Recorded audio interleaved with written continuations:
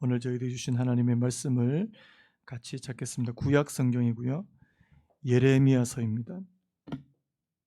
구약 성경 예레미야 28장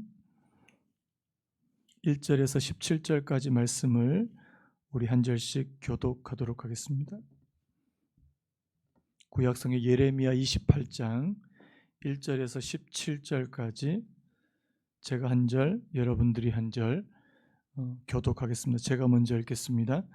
그의 곧 유다 왕 시드기야가 다스리기 시작한 지 4년 다섯째 달 기브온 앗술의 아들 선지자 하나냐가 여호와의 성전에서 제사장들과 모든 백성이 보는 앞에서 내게 말하여 이르되 만군의 여호와 이스라엘의 하나님이 이같이 일러 말씀하시기를 내가 바벨론의 왕의 멍에를 꺾었느니라. 내가 바벨론의 왕 느부갓네살이 이곳에서 빼앗아 바벨론으로 옮겨간 여호와의 성전 모든 기구를 2년 안에 다시 이곳으로 되돌려 오리라.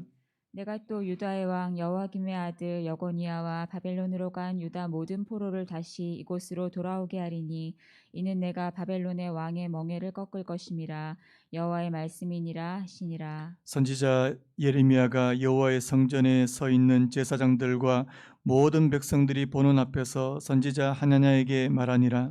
선지자 예레미야가 말하니라. 아멘. 여호와는 이같이 하옵소서. 여호와께서 내가 예언한 말대로 이루사 여호와의 성전 기구와 모든 포로를 바벨론에서 이곳으로 되돌려 오시기를 원하노라. 그러나 너는 내가 내 귀와 모든 백성의 귀에 이르는 이 말을 잘 들으라. 나와 너 이전의 선지자들이 예로부터 많은 땅들과 큰 나라들에 대하여 전쟁과 재앙과 전염병을 예언하였느니라. 평화를 예언하는 선지자는 그 예언자의 말이 응한 후에야 그가 진실로 여호와께서 보내신 선지자로 인정받게 되리라. 선지자 하나냐가 선지자 예레미야의 목에서 멍에를 빼앗아 꺾고 모든 백성 앞에서 하나냐가 말하여 이르되 여호와께서 이와 같이 말씀하시니라. 내가 2년 안에 모든 민족의 목에서 바벨론의 왕 느부갓네살의 멍에를 이와 같이 꺾어버리리라 하셨느니라 하며 선지자 예레미야가 자기의 길을 가니라. 선지자 하나냐가 선지자 예레미야의 목에서 멍에를 꺾어버린 후에 여호와의 말씀이 예레미야에게 임하니라. 이르시기를 너는 가서 하나냐에게 말하여 이르기를 여호와의 말씀에 내가 나무 멍에들을 꺾었느냐 그 대신 쇠 멍에들을 만들었느니라. 만군의 여호와 이스라엘 하나님께서 이와 같이 말씀하시니라. 내가 쇠멍에로 이 모든 나라의 목에 메워 바벨론의 왕 느부갓네살을 섬기게 하였으니 그들이 그를 섬기리라. 내가 들짐승도 그에게 주었느니라 하라. 선지자 예레미야가 선지자 하나냐에게 이르되 하나냐여 들으라. 여호와께서 너를 보내지 아니하셨거늘 내가 이 백성에게 거짓을 믿게 하는도다. 그러므로 여호와께서 이와 같이 말씀하시되 내가 너를 지면에서 제하리니 네가 여호와께 패역한 말을 하였음이라. 네가 금년에 죽으리라 하셨느니라 하더니 같이 읽겠습니다. 선지자 선지자 하나냐가 그의 일곱째 달에 죽었더라. 죽었더라.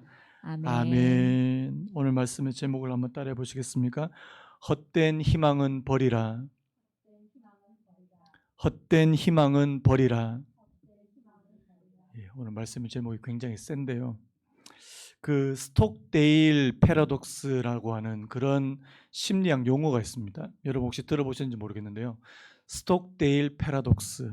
이건 이제 스톡데일이라고 하는 이 사람에게서부터 이제 그 이름을 따서 지은 이 용어인데요. 비관적인 현실을 냉정하게 받아들이는 한편 앞으로는 잘 될 것이라는 굳은 신념으로 냉혹한 현실을 이겨내는 합리적인 낙관주의다. 뭐 이렇게 정의할 수 있습니다. 이게 뭐냐니까 냉철한 현실을 인식하는 것. 그 다음에 뚜렷한 목표 달성. 이 두 가지가 어떻게 같이 갈 수 있겠느냐. 우리가 비관적인 현실을 냉정하게 받아들이면 어떻게 되기 쉽습니까? 앞으로도 비관적인 전망을 갖기가 너무 쉽죠. 그리고 앞으로 잘 될 것이라고 하는 또 굳은 신념을 가지면 이 비관적인 현실을 냉정하게 바라보지 못하는 뭐 이런 경우가 있는데요. 이 두 가지가 함께 갈 수 있더라 뭐 이런 의미입니다.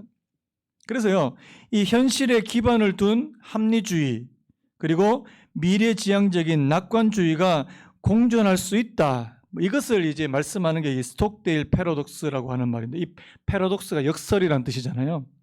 그래서 이 스톡데일 패러독스가 합리적인 낙관주의 혹은 현실적인 낙관주의가 가능하다, 뭐 이렇게 말씀드릴 수 있는데요. 이게 어떤 이 배경이 있느냐니까요. 이 스톡데일이라고 하는 분이 이 미군 장교였습니다. 그런데 베트남 전쟁에서 이분이 포로로 잡혔는데요.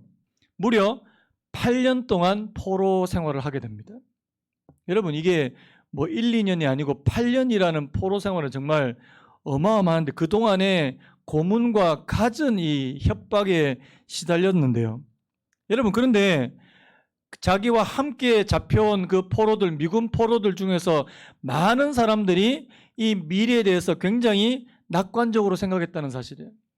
이번 성탄절에는 우리 풀려날 거야. 아니면 내년 부활절 전에는 우리 꼭 풀려날 거야. 이렇게 낙관적으로 생각했던 사람들은 다 죽었다는 거예요. 막연하게 우리 언제가 되면 우리 풀려날 거야. 우리 긍정적으로 낙관적으로 생각하자. 이렇게 생각했던 사람들은 다 죽었다는 겁니다. 왜요? 그 일이 일어나지 않았기 때문입니다. 크리스마스가 지나도, 그 다음에 부활절이 지나도, 그 다음에 추수감사절이 지나도 석방 소식은 들리지 않는 거예요. 그러니까 그날만 기다리고 살았던 그 사람들에게 이게 한 번 상심이 되고 두 번 좌절이 되니까 그 다음에는 이제 희망이 사라져 버린 겁니다. 그런데요, 반면에 이 제임스 스톡데일이라고 하는 이분은 나는 못 나갈 수도 있다. 지금 현실을 냉철하게 바라보는 겁니다. 나 언제 나갈지 난 누구도 장담할 수 없다. 그래서 그 사실을 먼저 받아들였다는 사실이에요. 그래서 근거 없이 막연히 일이 잘 될 거라고 그렇게 믿지 않았다는 사실입니다. 그럼에도 불구하고 그는 언젠가 풀려날 그날을 준비하며 매일매일을 충실하게 살았다는 거예요. 이게 스톡데일 패러독스라는 그런 의미입니다. 여러분, 우리가 내년에는 잘 되겠지, 내년에는 좀 나을 거야, 굉장히 막연하잖아요. 여러분, 내년에 더 어려울 수 있습니다. 오늘 제가 이런 설교를 준비하면서 마음이 굉장히 좀 무거운데요. 여러분들한테 내년에는 잘 될 거야 이렇게 말씀드리고 싶은데 내년에 더 힘들 수 있습니다. 오늘 설교 제목이 좀 과격한데요. 헛된 희망은 버리라. 코로나로 힘든 분들한테 제가 희망과 용기를 드려야 되는데 헛된 희망을 버리라, 이렇게 참 이런 설교를 해야 된다니요. 그런데요, 여러분, 아까 말씀드린 이 스톡데일 패러독스처럼 오히려 막연하고 헛된 희망이 저와 여러분들에게 독이 될 수 있더라는 사실입니다. 요즘 그 TV에 자주 나오는 분인데요. 이 감염내과 전문의입니다. 이재갑 교수라는 분, 여러분 아실 겁니다. 이분이 이 감염병 쪽에 굉장한 권위자인데요. 전문가입니다. 이분의 인터뷰 기사를 봤는데 인터뷰 기사가 오늘 설교 제목을 만드는데 결정적으로 기여를 했습니다. 희망 버려야 살 길 생겨. 제가 이 기사를 보고 무슨 기사가 이런 게 있냐고. 희망을 버려야 살 길이 생긴다니. 코로나 2, 3년 더 생활 태도를 바꿔라. 이게 기사 제목이었어요. 이분이 하는 말이 뭐냐니까 백신이 나와도 코로나 종식 안 된다는 겁니다. 백신이 개발되고 백신이 다 전체적으로 접종이 돼도 코로나 안 없어진다는 거예요. 오히려 코로나가 지금 계속해서 유행병처럼, 계절성 유행병처럼 그렇게 계속 우리와 함께 있을 수 있다고 그렇게 이야기하는 겁니다. 그리고 완전히 일상으로 복귀하기 위해서는 2, 3년 걸릴 수 있다. 제가 이 기사를 읽는데 막 숨이 턱턱 막히는 거예요. 그런데요, 이분이 했던 굉장히 인상적인 그런 말이 있습니다. 한번 들어보실래요? 역설적이지만 체념하면 답이 나와요. 한 달 간다면 이대로 버티잖아요. 2, 3년 간다는 걸 알면 그제야 인정하고 무언가를 하죠. 개인에게도 국가에게도 역사가 시작되는 거예요. 그래서 저는 버티지 말고 바꾸라고 해요. 밀레니엄은 2000년이 아닌 2020년에 시작됐다고요. 저는 이게 너무 와닿습니다. 우리가 보통 한두 달은 그냥 버틸 수 있잖아요. 뭐 6개월, 그래 1년까지 버틸 수 있습니다. 2, 3년 받아들여야 돼요. 그리고 우리의 생각을 바꾸고 우리의 행동을 바꾸어야 된다는 사실입니다. 제가 오늘 이 예레미야서 말씀을 오늘 이런 맥락에서 제가 불쑥 이 예레미야서 말씀이 떠올랐는데요. 여러분, 오늘 예레미야서 말씀을 잠시 나누려고 하는데, 여러분, 예레미야는요, 인간적으로 보면 정말 비운의 선지자 아닙니까? 그의 별명이 뭔지 아십니까? 눈물의 선지자입니다. 눈물의 선지자. 얼마나 그의 삶이 고통이고 눈물이고. 여러분, 그가 비운의 선지자라고 말하는 이유가 몇 가지 있는데요. 첫 번째 이유가 뭐냐니까, 그가 선지자로 활동했던 그 시기 자체가 이스라엘 역사에서 가장 암울한 때라는 사실입니다. 여러분, 성경 개관하신 분들 압니다. BC 586년이 어떤 해입니까? 바로 남쪽 유다가 결국 바벨론에게 멸망하게 될 즈음에 예레미야가 이제 물론 그 전에서부터 활동했지만요. 그때 이 예레미야가 선지자의 소명을 받게 되고 활동하게 된 겁니다. 여러분, 오늘 본문 1절을 말씀드려요. 그의 곧 유다왕 시드기야가 다스리기 시작한 지 4년 5째 달에. 여러분, 이 유다왕 시드기야가 누구냐니까 바로 바벨론이 예루살렘을 함락시킨 후에 세운 왕이라는 사실입니다. 오늘 말씀에 보면 이 여고니아라고 하는 이 왕이 나오는데요. 여러분, 나중에 같이 배우게 될 겁니다. 이 여고니아가 여호야긴 왕인데요.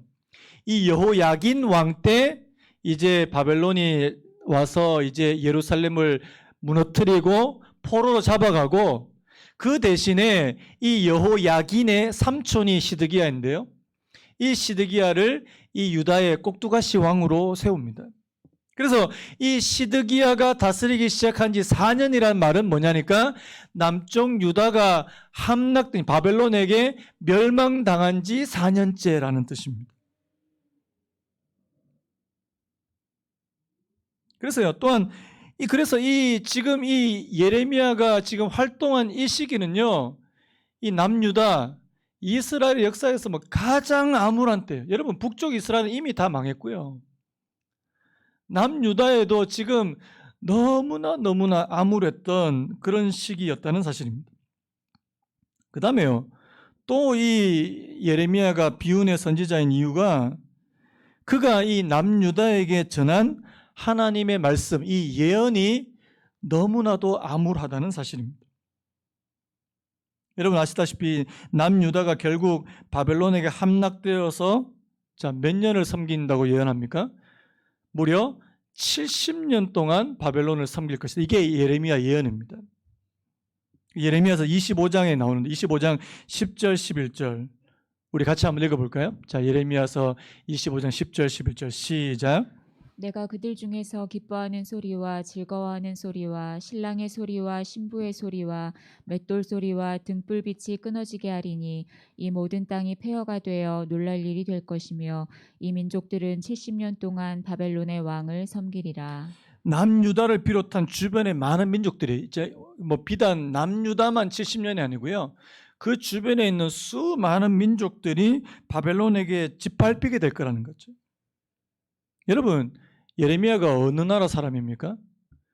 남유다 사람이에요. 남유다 사람, 자기 나라, 자기 민족이 70년 동안 바벨론에게 짓밟힐 것이다. 이 사실을 예언하고 이 사실을 전하는 것이 여러분 즐거운 일이겠습니까? 누가 그걸 바랄까요? 여러분, 그리고요, 이 70년이라는 시간은요, 한 민족의 정체성이 거의 사라질 수 있는 그 정도로 긴 시간이라는 사실입니다. 여러분, 우리나라도 일제강점기 몇 년입니까? 36년을 지났는데도 그 잔재가 아직까지 남아있잖아요. 그런데요, 남유다는 무려 70년 동안 바벨론의 영향력 아래 살아야 된다는 사실이에요. 여러분, 과연 하나님의 백성으로서 그 정체성을 유지할 수 있겠느냐는 사실입니다. 여러분, 이런 가운데 오늘 본문을 보면요, 이 참 선지자인 이 예레미야와 거짓 선지자 이 하나냐가 등장한다는 사실입니다. 여러분, 먼저 우리 이 하나냐의 말을 한번 들어봤으면 좋겠는데, 우리 2절 말씀을 제가 읽어드리겠습니다. 2절에 보니까요, 만군의 여호와 이스라엘의 하나님이 이같이 일러 말씀하시기를 내가 바벨론의 왕의 멍에를 꺾었느니라. 여러분, 이렇게 말한 이유가 있는데요, 바로 앞장에, 바로 27장에 보면요, 예레미야가 뭐라고 예언하니까 예레미야 27장 2절에 이렇게 먼저 예언합니다. 여호와께서 이와 같이 내게 말씀하시되 너는 줄과 멍에를 만들어 내 목에 걸고, 12절에도 이런 말씀이 있습니다. 내가 이 모든 말씀대로 유다의 왕 시드기야에게 전하여 이르되 왕과 백성은 바벨론 왕의 멍에를 목에 메고 그와 그의 백성을 섬기소서, 그리하면 사실이라. 자, 27장에서 지금 예레미야가 뭐라고 예언하냐니까요, 자기 목에다가 멍에를 맨 거예요. 이게 하나님께서 매라고 하셔가지고 멍에를 메고 이 왕에게 가서 뭐라고 이야기하냐니까, 바벨론에게 이렇게 하십시오. 바벨론의 멍에를 메고 그와 그의 백성을 섬기십시오. 그리하면 당신과 당신의 백성들은 살 것입니다. 이렇게 예언했다는 사실입니다. 여러분, 이것도 얼마나 가슴 아픈 겁니까? 그런데 오늘 이 하나냐라는 사람이 뭐라고 와서, 이게 대본의 28장이 뭐라고 얘기하냐니까, 내가 바벨론 왕의 멍에를 꺾었느니라. 앞에 27장에서 하는 이 예레미야의 예언을 완전히 뒤집는 그런 말씀을 하더라는 사실입니다. 3절과 4절에도 이렇게 말합니다. 내가 바벨론의 왕 느부갓네살이 이곳에서 빼앗아 바벨론으로 옮겨간 여호와의 성전 모든 기구를 2년 안에 다시 이곳으로 되돌려 오리라. 자, 몇 년 안에요? 2년 안에. 앞에서 예레미야는 몇 년이요? 70년. 이제 딱 4년 지났는데 70년을 얘기했는데, 지금 이 하나냐는 2년 안에 이곳으로 다시 되돌려 오리라. 하나님께서 내게 말씀하셨다. 여러분, 누구 말이 맞는 겁니까? 하나냐는요, 지금 바벨론의 멍에가 유다에게 지워져 있다는 사실은 인정합니다. 그런데요, 그래서 결국에 성전 기물과 함께 포로들이 4년 전에, 제가 아까 말씀드렸죠, 4년 전에 사로잡혀 간 겁니다.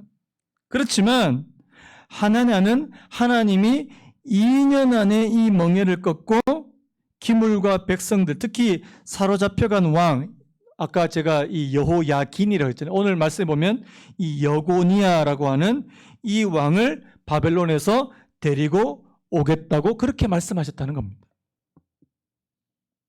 자, 이것을 우리가 생각해야 돼요. 지금 하나냐가 왜 이스라엘 백성들에게, 그 백성들이 모두 모여있는 그곳에서 이런 말씀을 하고 있느냐는 거예요. 2년 안에 다 하나님께서 회복시킬 것이다. 2년 안에. 왜 이렇게 말씀하냐? 첫 번째 이유가 있습니다. 하나냐는 바로 유다 백성들에게 지금 뭐를 주고 싶은 거예요? 희망을 주고 싶은 겁니다. 그런데 중요한 건요, 그 희망은 헛된 희망이라는 사실입니다. 희망을 주고 싶었어요. 여러분, 누구든 지금 그렇게 절망하고 있는 백성들에게 70년 있어야 된다, 70년 있어야 된다, 누가 이야기하고 싶겠습니까? 2년만 참아라. 2년만. 조금만 더 참으면 유다에게도 좋은 날이 올 것이다. 바벨론의 압제는 끝나고 성전 기물과 포로들은 다시 돌아오게 될 것이다. 희망을 주기를 원했다는 사실이에요. 그런데요, 이게 진짜 희망이냐는 사실입니다. 여러분, 희망 고문이라는 말 들어보셨습니까? 희망 고문이요. 제가 이게 국어 사전에도 이게 희망 고문이라는 이 단어가 올라와 있더라고요. 안 될 것을 알면서도 될 것 같다는 희망을 주어서 상대방을 고통스럽게 하는 일, 이게 희망 고문이에요. 안 될 거 알면서도요. 여러분, 만약에 지금 암 말기로 지금 죽을 날이 이제 얼마 남지 않은 시한부 암 환자에게 당신 아직까지 여전히 살 날이 많이 남아있다고 그렇게 만약에 의사가 잘못 이야기한다면 여러분 이거는 뭐예요? 이 범죄예요, 범죄. 그 환자가 자기의 마지막을 돌아보고 마지막을 정리할 수 있는 시간과 기회를 빼앗는 거 아닙니까? 그래서 너무나도 고통스럽지만 이 환자에게 그 현실을 직시할 수 있도록 도와주는 게 저는 진정 의사라고 보거든요. 요즘에 청년들이요. 한 사람 취업하면 한 사람 취업 못하는 상황이에요. 10명 중에 2-3명 취업하면 잘 된다고 하는 게 요즘 세상인데 여러분 청년들한테 그냥 막연하게 여러분 다 잘 될 겁니다. 이거 거짓말이에요, 거짓말. 오늘 지금 하나냐는 이스라엘 백성들에게 거짓된 희망을 주기는 원하는데 그 희망이 거짓된 희망이더라는 사실입니다. 첫 번째 이유예요. 그 다음에 두 번째 이유가 뭐냐니까요. 하나냐는 지금 뭐 하고 싶으냐니까 하나냐가 지금 하는 말은요. 지금 유다 사람들이 간절히 듣고 싶은 말이기 때문에 그렇다는 사실이에요. 여러분 여기서 저는 참 선지자 혹은 참 예언자, 거짓 예언자 혹은 참 선지자, 거짓 선지자가 여기서 저는 이게 갈라진다고 보거든요. 여러분 참 선지자는 어떤 사람입니까? 백성들이 듣기 싫어하는 말씀임에도 불구하고 이것이 하나님의 말씀이라면 가감없이 전할 수 있는 사람이에요. 참 선지자입니다. 그런데 거짓 선지자는요. 하나님의 말씀이 지금 너희는 망한다. 그리고 이제 70년 포로 생활할 거다. 이거는 쏙 빼버리고 백성들이 듣기에 좋은 말만, 그들이 듣고 싶은 말만, 그들의 귀를 즐겁게 하는 말만 전해준다면 이것은 거짓 선지자라는 사실입니다. 저는요. 앞에서 말씀을 전하는 설교자가 이 유혹에 너무나도 빠지기 쉽다는 생각이 듭니다. 성도들이 원하는 말, 성도들이 듣고 싶어하는 말, 그것만 전하려고 하는, 사람들의 귀만 즐겁게 하려고 하는. 여러분 제가 지금 여러분한테 여러분 다 잘 될 겁니다. 걱정하지 마십시오. 내년에 훨씬 더 좋아질 겁니다. 거짓말하는 거예요. 여러분 기대하지 마십시오. 기대하지 마세요. 오히려 지금보다 더 나빠질 수도 있습니다. 구약학자인 트램퍼 롱맨이라는 분이 이런 말 했는데요. 예언자는 보통 좋은 소식만 가져오는 임무를 맡지 않는다. 예언자는 언약 변호사다. 이게 무슨 말이냐니까. 다시 말해 하나님은 백성들이 언약의 의무를 깨고 언약의 저주를 스스로 초래하는 위험을 감수할 때 예언자를 보내신다. 저는 이 말이 참 공감이 되더라고요. 예언자는 좋은 소식만 전해주는 게 그게 예언자가 아니에요. 오히려 이스라엘 백성들이 언약을 깨트렸을 때 오히려 거기에 대한 심판의 말씀을 더 많이 전해준 것이 바로 구약의 선지자 아닙니까? 이 참된 선지자가 하나님의 경고, 심판의 메시지를 전달할 때가 많다는 사실이에요. 여러분 물론 참된 선지자도 소망을 전해줄 때가 있습니다. 여러분 나중에 우리가 이제 예레미야서를 한번 본격적으로 살펴보면 이 30장 이후부터에는 예레미야가 소망을 이야기해요. 그런데 전제가 있습니다. 회개를 전제로 합니다. 회개. 유다가 진짜 하나님 앞에 참회하고 회개하고 그들이 우상 숭배로부터 돌이키고 하나님을 찾고 그런 과정을 전제로 했을 때 이 유다의 회복과 소망을 말씀하시더라는 사실이에요. 근데 여러분 오늘 여기 나온 이 하나냐라는 사람은요. 회개를 이야기합니까? 회개를 이야기하지 않아요. 회개 없는 용서, 회개 없는 회복, 회개 없는 소망은 거짓입니다. 사람들을 속이고 잘못된 것을 믿게 만든다는 사실입니다. 여러분, 그래서 15절에 이렇게 되어 있습니다. 선지자 예레미야가 선지자 하나냐에게 이르되 하나냐여 들으라. 여호와께서 너를 보내지 아니하셨거늘 내가 이 백성에게 거짓을 믿게 하는도다. 여러분, 거짓을 믿게 했다. 이 거짓 선지자가 백성들에게 거짓을 믿게 했다는 사실이에요. 저는 이게 너무 가슴 아픕니다. 여러분, 이 거짓을 믿게 한 이 하나냐의 그 최후를 아십니까? 16절 17절입니다. 그러므로 여호와께서 이와 같이 말씀하시되 내가 너를 지면에서 제하리니 내가 여호와께 패역한 말을 하였음이라 내가 금년에 죽으리라 하셨느니라 하더니 선지자 하나냐가 그의 7째 달에 죽었더라. 여러분, 아까 앞에서 우리가 1절 2절에서 하나냐가 등장했던 때가 그해 몇째 달입니까? 5째 달이에요. 자, 몇 달 만에 죽은 거예요? 2달 만에 죽은 겁니다. 여러분, 저는 무섭다는 생각이 들어요. 하나냐가 거짓 예언을 하나님 앞에 하나님께서 하지 말라고 했던, 하나님께서 원치 않는 그런 말을 했을 때 2달 안에 죽었다는 사실이에요. 하나님의 뜻을 잘못 전하는 거예요. 사람들로 하여금 거짓된 믿음을 갖게 하는 것이 이렇게 무서운 죄라는 사실입니다. 저는요, 오늘 이 말씀을 보면서요, 여러분들에게 드리고 싶은 메시지 하나입니다. 우리 헛된 희망은 버려야 됩니다. 막연한 기대, 막연한 희망, 안 됩니다. 핑크빛 전망 없습니다. 앞으로 수년간 오늘 저와 여러분들의 삶은 더 나빠질 수도 있습니다. 여러분, 제가 통계를 봐도요, 지금 알 수 있는데 최근에 그 서울대 보건대학원 코로나19 기획연구단에서 코로나와 사회적 건강이라는 보고서를 발표했는데요. 성인 2,000명한테 물었습니다. 경제활동자 기준으로 코로나19로 인해서 일자리와 임금에 어떤 변화가 있었느냐? 자, 물었는데 첫 번째, 자, 임금 감소 28%. 임금이 줄었다는 거죠. 무급휴가, 아시죠? 이제 잠시 일 나오지 마라. 8%. 실직, 가장 무서운 실직이 9%입니다.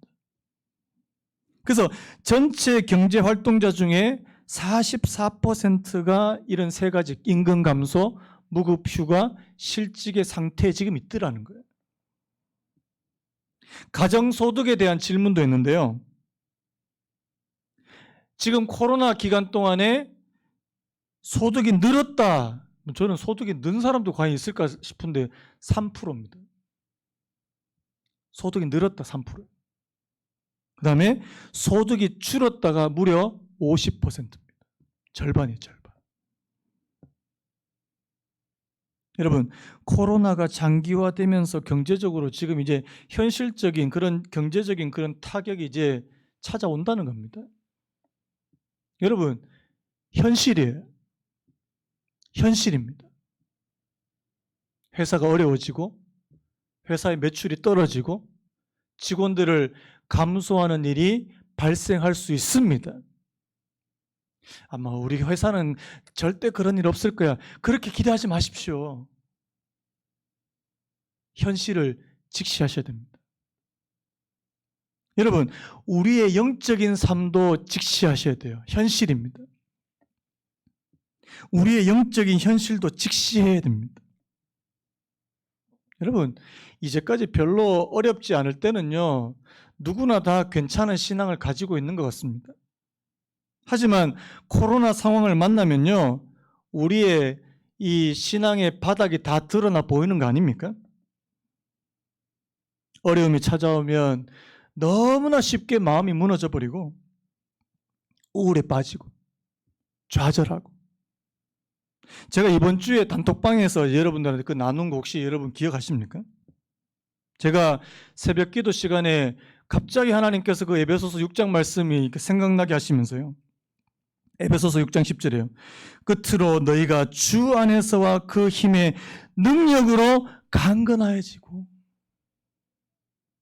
이 하나님의 전신갑주를 말씀하는 그 본문인데 그 앞에 이 10절 말씀이 저한테 확 이제 오더라고요. 너희가 주 안에서와 그 힘의 능력으로 강건해져. 먼저 강건해지라는 거예요. 여러분, 우리는 그냥 하나님의 전신갑주를 내가 입게 하옵소서, 나 입겠습니다, 그렇게 이야기하는데 전신갑주를 감당할 체력도 안 된다는 거예요. 영적인 기초 체력도 되지 않는데 어떻게 그 중무장한 그 전신갑주를 내가 다 입을 수 있겠습니까? 여러분, 그 당시에 전신갑주는요, 그 로마 군사가 자기가 완전히 자기 몸을 보호하기 위해서 이게 완전히 자기를 이렇게 무장하는, 완전 무장이에요. 그게 전신갑주예요. 그런데요, 전신갑주를 입기 위해서 먼저 선행되어야 될 것이 그 힘의 능력으로 강건해져라. 여러분, 만약에 우리가 허약하고 툭 건드리면 넘어질 정도밖에 안 된다면요, 싸움에 나가지도 못한다는 사실입니다. 하나님께서 오늘 저와 여러분들에게 이 내면의 이 영적인 강건함을 먼저 말씀하시더라는 사실이에요. 어떻게 강건해질 수 있습니까? 오늘 말씀 뭐라고 했습니까? 주 안에서와 그 힘의 능력으로. 여러분, 우리가 예수 그리스도 안에 없으면 이건 뭐 말짱 헛거예요. 나는 날마다 예수 그리스도 안에 있습니까? 나는 날마다 그 힘의 능력으로 나는 내면이 강해집니까? 내 내면은 강해지나요? 제가 어제 말씀을 준비하다가 그 자존감 그 수업입니까? 그 책에 내면이 약한 사람 특징 3가지가 나오더라고요. 내면이 허약한 사람 특징 3가지. 첫 번째, 미리 좌절하는 습관이에요. 수요일도 제가 잠깐 이 말씀드렸는데 해보지도 않고 미리 좌절해버립니다. 도전해보지도 않고 미리 안 된다고 그냥 주저앉아버립니다. 그런데 이 미리 좌절하는 이 마음의 습관이 왜 생기냐니까요. 두려움 때문에 생기더라고 그렇게 얘기합니다. 실패에 대한 두려움, 거절에 대한 두려움. 여러분, 그 청년들 중에서 이성교제를 하고 싶은데 이성교제가 안 되는 청년들이 있습니다. 이유는 딱 한 가지예요. 거절당할까 봐 두려워서 아예 다가가지를 못하는 거예요. 많은 경우에 거절에 대한 두려움이 있다는 사실이에요. 어떤 사람이 축구 경기를 봤는데요. 우리나라하고 외국하고 축구 경기를 봤는데 우리나라가 전반 몇 분이 되지 않아서 한 골 먹었답니다. 이분 하는 말이 졌네. 그리고 그 다음부터는 아예 경기도 안 보더라는 거예요. 근데 결과가 어떻게 된 줄 아십니까? 우리나라가 역전승. 이분은 뭐예요? 뭘 두려워하는 거예요?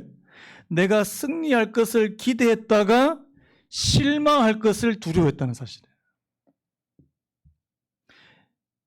이길 것을 기대했다가 그 기대에 반하지 못하고 그 기대를 충족시키지 못하고 그 기대대로 되지 않았을 때를 먼저 두려워해서 미리 좌절해버리는. 이게 뭐예요? 너무나도 허약하다라는 사실이에요. 미리 좌절하는 습관. 그 다음 2번째가 무기력입니다. 무기력도요, 미리 좌절하는 거 비슷해요. 우리가 원하지 않는 결과가 계속 발생할 때, 예를 들어서 자 스포츠팀이 연패를 계속 하는 겁니다. 계속 지는 거예요. 그럼 나중에 어떻게 되는지 아십니까? 뭐 열심히 해봐도 소용이 없네. 아무리 해봐도 소용이 없네. 대충 해버리는. 이걸 우리가 보통 학습된 무기력이라고 그렇게 부릅니다. 여러분, 무기력도 학습돼요. 내가 어떤 일을 하고 거기에 작은 승리를, 작은 성공을 내가 성취감을 맛보지 못하면 나는 해도 안 되네? 무기력입니다. 그 다음 3번째가 열등감이에요. 남보다 부족한 점이 나만 가지고 있다고. 여러분, 누구나 다 부족한 점이 있습니다. 그런데요, 유난히 내가 더 많이 가지고 있다, 부족한 점을. 그래서 자기 자신을 자꾸만 위축시키는 것이 바로 이 열등감 아닙니까? 요즘에 컴플렉스 있는 분들이 왜 이렇게 많아요? 외모 컴플렉스, 성적 컴플렉스, 성격 컴플렉스, 뭐 다 컴플렉스예요. 여러분, 근데 그게 제가 그 책에서 보니까 같은 열등감이라도요, 우리를 파괴시키는 열등감이 있고 우리를 오히려 발전시키는 열등감이 있더라는 사실. 무슨 차이가 있어요? 여러분, 오늘 미리 좌절하는 습관, 무기력, 열등감, 이런 부정적인 것을 우리가 거기에 어떻게 반응하느냐에 따라서 우리 그 결과는 달라질 수 있더라는 사실입니다. 내가 다른 사람들보다 부족하니까 그것을 하나의 내가 발전할 수 있는 그런 노력하는 의욕의 그런 어떤 땔감으로 사용해서요, 더 많이, 더 의욕적으로. 그러면요, 오히려 그것이 내 자신을 굉장히 발전시키는. 여러분, 앞에서도 제가 말씀했지만 우리의 이 허약한 내면은요, 얄팍한 위로와 헛된 희망으로 절대 강해지지 않습니다. 어떻게요?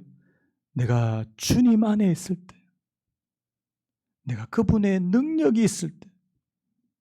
여러분, 오늘 저와 여러분들의 영혼과 우리의 내면을 강하게 만들어주시는 그 힘도 하나님께로부터 오는 줄로 믿습니다. 하나님께로부터 온다는 사실. 내가 스스로 만들어내는 것이 아니라 하나님께로부터 온다. 그래서 우리가 주 안에서와라는 말씀을 쓰는 거 아닙니까?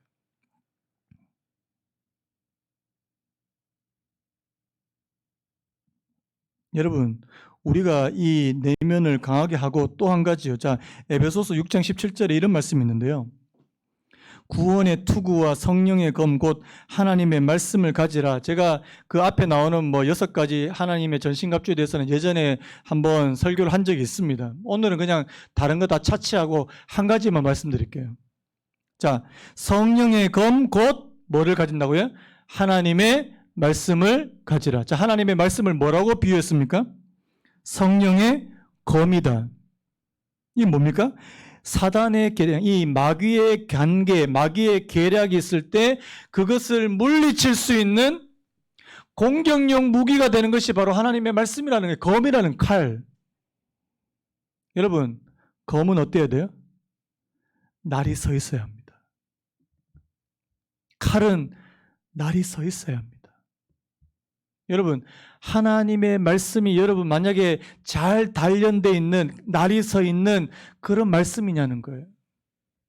여러분, 오늘 저와 여러분들에게 하나님의 말씀이 이 날이 서 있는 그런 검처럼 되어 있습니까? 준비되어 있습니까? 말씀에 대해서 전혀 무지하고 말씀 가까이도 안 하는데 어떻게 그 말씀이 성령의 검이 될 수 있냐고요.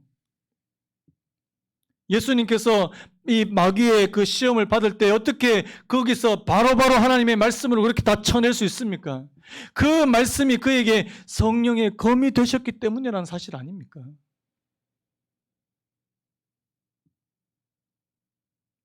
우리에게 하나님의 말씀이 진짜 무기가 되나요? 또 한 가지만 더 말씀드리면 18절에 모든 기도와 간구를 하되 항상 성령 안에서 기도하고 이를 위하여 깨어 구하기를 항상 힘쓰며. 기도를 말씀하잖아요. 그 6가지 전신갑주를 다 말씀한 후에 뭐라고 말하냐니까 모든 기도와 간구를 하되, 기도를 말씀하는데요. 자, 기도 어떻게 하라고요? 항상 힘쓰래요. 기도를 왜 항상 힘써야 될까요? 기도는 힘쓰지 않으면 되지 않는 거거든요. 기도는 내가 힘쓰고 애쓰지 않으면 잘 되지 않는 게 기도예요. 뭐 그냥 가만히 있으면 기도가 됩니까? 안 돼요. 5분 잠깐 눈 감고 있으면 다 딴 생각하는데요. 기도가 안 되는 겁니다. 그거는. 여러분, 이런 말씀이나 이런 기도의 훈련이 되어 있냐고요. 이런 훈련 안 되는데 우리가 어떻게 나가서 싸우겠습니까?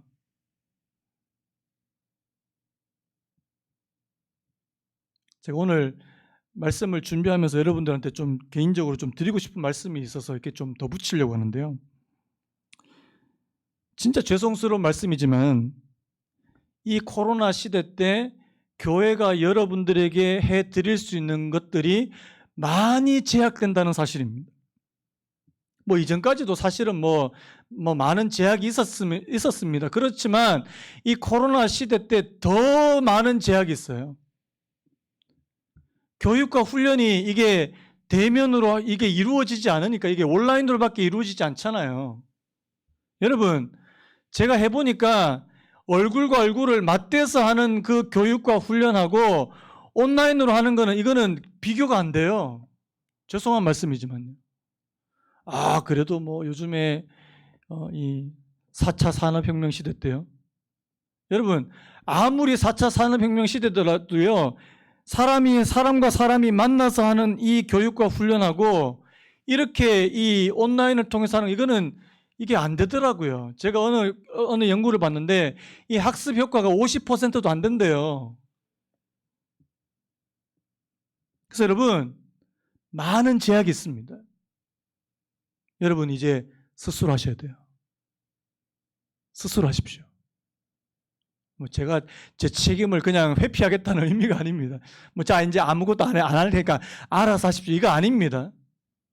여러분 더 적극적으로 훈련에 임하셔야 된다는 말씀이에요. 더 적극. 누가 여러분들한테 다 이제 가서 이제 다 이게 하세요 하고 다 떠먹여 드리지 않습니다. 여러분 스스로 훈련할 준비를 하셔야 된다는 사실이에요. 그리고 제가 자녀 교육에 대해서도 좀 말씀드리려고 하는데요. 뭐 이제까지도 사실 주일 학교에서 아이들 말씀 가르치고 신앙적으로 교육하는 거 굉장한 어려움이 많았습니다. 그런데요, 코로나 터지니까 이거는 완전 뭐 거의 지금 너무 힘든 상태예요. 죄송한 말씀인데 교회 학교에서 여러분들의 자녀를 위해서 해드릴 수 있는 게 그리 많지 않습니다. 일주일에 고작 뭐 몇 분짜리, 몇십 분짜리? 여러분 그걸로 아이들 안 됩니다. 지금 밖에는 지금 뭐 폭우가 쏟아지고 소나기가 쏟아지는데 그냥 종이 우산 하나 들려 보내주는 거하고 똑같은 거예요. 안 됩니다. 그래도 지금 교사들이 나름 저는 뭐 애를 쓰고 있다는 말 들었어요. 저는 그 부분에 대해서 너무나도 감사합니다. 그런데 여러분, 우리가 이 자녀들의 신앙 교육에도 생각의 전환이 필요하다는 생각이 듭니다. 여러분, 이런 말씀이 어떻게 들리실지 모르겠는데요. 교회 학교에 전적으로 의지하지 마십시오. 여러분들의 자녀는 여러분들이 책임지고 가르치셔야 됩니다. 신명기 6장 6절에서 9절 말씀을 제가 읽어드릴게요. 오늘 내가 내게 명하는 이 말씀을 너는 마음에 새기고 내 자녀에게 부지런히 가르치며 집에 앉았을 때든지 길을 갈 때든지 누워있을 때든지 일어날 때든지 이 말씀을 강론할 것이며 너는 또 그것을 내 손목에 메어 기호를 삼으며 내 미간에 붙여 표로 삼고 또 내 집 문설주와 바깥문에 기록할지니라. 여러분들의 자녀 누가 가르치라고요? 여러분들이 가르치셔야 됩니다. 이 쉐마 말씀이에요. 쉐마. 이제까지 그냥 신앙교육은 그냥 뭐 교회에서 알아서 하겠지. 아닙니다. 이제는. 여러분들의 자녀는 여러분들이 가르치셔야 됩니다. 그러기 위해서 내가 바로 서 있지 않으면 절대로 아이들 가르칠 수 없습니다. 여러분, 사실 이 신명기 6장 말씀을 진짜 문자적으로 잘 지금 실천하고 있는 민족이 누구예요? 유태인들. 여러분, 유태인들이 예수 그리스도를 모르는 게 너무나도 안타깝지만요. 여러분, 이 신명기 6장 이 말씀을 너무나도 철저하게 목숨처럼 지킨 거 아닙니까? 그래서 그 유태인들이 전 세계에 방광 먹고 다 흩어져 있는데요. 그들의 가정 안에서 이 말씀, 이 율법 교육이 이루어진 거 아닙니까? 아직까지 그들의 정체성이 남아있잖아요. 말씀을 정리하려고 합니다. 코로나가 끝난 후에 우리가 일상으로 돌아갔을 때 어떤 모습이 될지 저는 솔직히 잘 모르겠어요. 하지만요, 지금 이 코로나가 한창일 지금 이 순간만은요, 여러분들의 가정이 예배의 처소가 되어야 될 줄로 믿습니다. 그리고 여러분들의 자녀들을 교육하는 교육의 장이 되어야 될 겁니다. 제가 앞으로 어떻게 될지 확실하게 말씀은 아직까지 못 드리겠지만요, 교회 학교와 병행해서 가정에서 부모님들이 아이들을 가르칠 수 있도록 저희 교회가 이제 도와드려야 되겠다는 생각이 듭니다. 여러분들 부모님들이 아이들을 놓고 말씀을 가르칠 수 있도록 제가 여러분들을 훈련시켜드리고 도와드리는 게 저의 그리고 교회의 그런 사명이 아닐까 그런 생각이 드는 겁니다. 여러분, 지금과 같은 코로나 상황은 앞으로도 몇 번 더 올지 모릅니다. 막연한 희망은 버리십시오. 현실을 직시하십시오. 하나님께서 이 시대에 우리에게 무엇을 원하시는지 고민하면서 기도하시는 애길 바랍니다. 하나님께서 저와 여러분들에게 새로운 길을 보여주실 줄로 믿습니다. 여러분, 우리 아까 불렀던 찬양 우리 한 곡 부르고요, 같이 기도하기 원합니다. 하나님, 너무나도 지금 엄중한 그런 시대 가운데 하나님, 저희들은 너무나도 연약합니다. 너무 힘이 없습니다. 약하고 훈련되지 못하고 하나님의 말씀과 기도로 훈련되지 못한 저희들을 주여 용서해 주시고, 하나님, 우리 자녀들을 다시 생각할 때 저희들 마음이 너무나도 아픕니다. 오늘 이 찬양 다시 한번 부르고 우리 같이 기도했으면 좋겠는데요. 우리 오늘 눈물로 한 알의 씨앗을 심는다. 우리 같이 찬양합니다.